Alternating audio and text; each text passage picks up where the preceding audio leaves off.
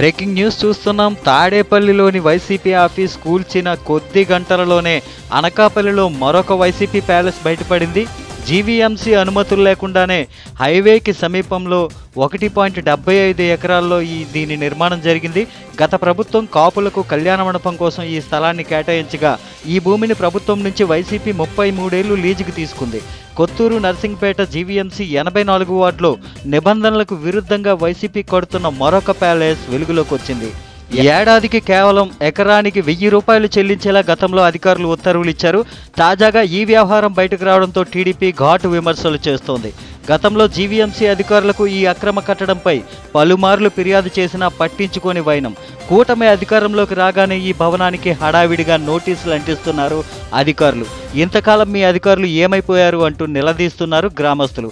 దీనిపై గతంలోనే కోర్టులో పిలివేసిన గ్రామస్తులు ఈ స్థలాన్ని తిరిగి గ్రామస్తులకు చెందేలా చర్యలు తీసుకోవాలని విజ్ఞప్తి చేస్తున్నారు. ఫోటోలు తీసేస్తాను, నోటీసులు ఇచ్చేస్తాను. నేను ఆఖరికి నోటీసులు ఇస్తారని తెలిసి కూడా మీకు చెప్పాను తల్లి. నోటీసులు ఇస్తారని చెప్పి కూడా ఉదయం మీకు వారాలుగా చెప్పాను నేను.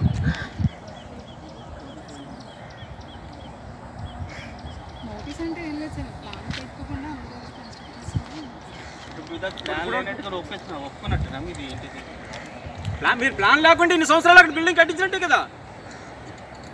5 సంవత్సరాలు అనాథరేజర్ కాడ బిల్డింగ్ కడతా ఉంటే ఒకడు కూడా ఇక్కడ అడుగెట్టుకుంటూ వచ్చేసి ఈరోజు మేమేమో కోర్టుకు వెళ్ళామని తెలిసి కూడా మమ్మల్ని రక్త కన్నీరు చూపించి ఒక నిమిషం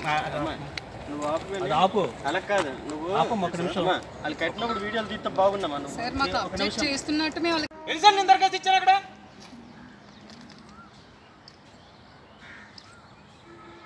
ఐదు సార్లు నేను దరఖాస్తు ఇచ్చాను జీవీఎంసీలో. ఒక దరఖాస్తు ఇచ్చాను ఒక్కసారి సార్ ఇక్కడ వచ్చి ఏ అధికారులు ఆపలేదు. ఈరోజు అనకాపల్లి జిల్లా అనకాపల్లి మండలం జీవీఎంసీ 84వ వార్డు పరిధిలో ఉన్నటువంటి కొత్తూరు నరసింగరావుపేట గ్రామంలో రాజుపాలెం రెవెన్యూలో నిర్మిస్తున్నటువంటి అనాథరేజుడు ఆక్రమణలో వైఎస్ఆర్ పార్టీ నిర్మాణం జరుగుతుందని గతంలో నేను కోర్టుకు వెళ్ళడం జరిగింది. గ్రామస్తులందరూ కోర్టుకు వెళ్ళడం జరిగింది. ఆ కోర్టులో ఫిల్ పెండింగ్ ఉండగానే వాళ్ళు కన్స్ట్రక్షన్ చేస్తున్నారు. ఇది అనాథరేజుడ్ కన్స్ట్రక్షన్ అని చెప్పేసి గతంలో జీవీఎంసీకి అనేక సార్లు మేము దరఖాస్తులు పెట్టుకోవడం జరిగింది. వాళ్ళలో ఎటువంటి స్పందన లేదు.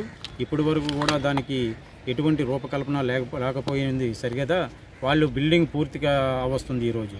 అలాంటి పరిధిలో ఈరోజు ఆ జీవీఎంసీ వాళ్ళు ఒటావటిని వచ్చి దానికి నోటీసులు అంటించడం జరిగింది. దీన్ని మేము గ్రామస్తులందరం కూడా వ్యతిరేకిస్తున్నాము.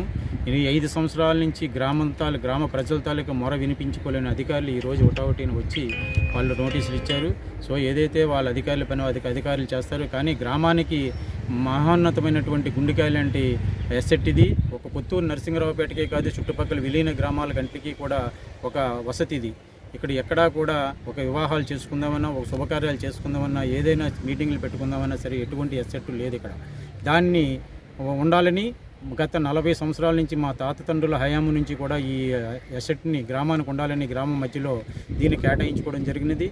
ఇది అన్యక్రాంతులు కాకుండా ఉండాలని 2014 నుంచి 19 వరకు ఉన్నటువంటి తెలుగుదేశం పార్టీలో ఉన్నటువంటి గౌరవనీయులు పెద్దలు ఎలా గోవింద్ గారు, సత్యనారాయణ గారు హయాంలో దీనికి విఎంఆర్డీఏ నిధులతో ప్రహారీ గోడ నిర్మించడం జరిగింది. ప్రహారీ గోడ నిర్మించినటువంటి భాగంలోనే ఇక్కడ జిల్లా సమైక్య భవనము, మండల సమైక్య భవనము, హాస్పిటల్, తర్వాత అంగన్వాడీ స్కూలు ఇదే ప్లేస్లో నిర్మించుకుని గ్రామ ఉమ్మడి అవసరాల నిమిత్తం ఇవన్నీ కూడా వినియోగించుకోవడం జరిగింది.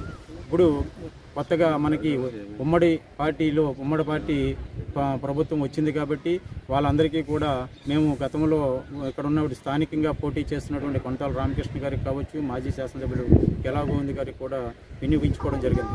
ఇక్కడ ఉన్నటువంటి స్థలాన్ని గతంలో ఏదైతే కాపు కార్పొరేషన్ బిల్డింగ్కి కళ్యాణ మండపానికి దీన్ని కేటాయించారో అదే ప్లేస్లో అదే పేరుతో కళ్యాణ మండపం నిర్మించాలని అనేక సార్లు పెద్దలకు విన్నవించుకోవడం జరిగినది.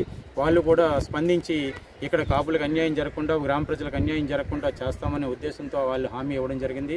హామీని పూర్తిగా తప్పకుండా వాళ్ళు అమలు చేస్తారని మేమందరం కూడా ఆశతో ఉన్నటువంటి ఈ అనాథరైజ్డ్ కన్స్ట్రక్షన్ని నిర్మూలించి ఇదే ప్లేస్లో మా గ్రామ పెద్దలందరూ కూడా కోరిక మేరకు ఇక్కడ ఉన్నటువంటి కాపు ఈ గ్రామాల్లో ఉన్నటువంటి మండలంలో ఉన్నటువంటి కాపు పెద్దల తాలూకా కోరిక మేరకు ఇక్కడ కళ్యాణ మండపం నిర్మించి మా అందరి కోరిక నెరవేరుస్తారని గ్రామ పెద్దలందరి ద్వారా మేము విన్నవించుకుంటాం.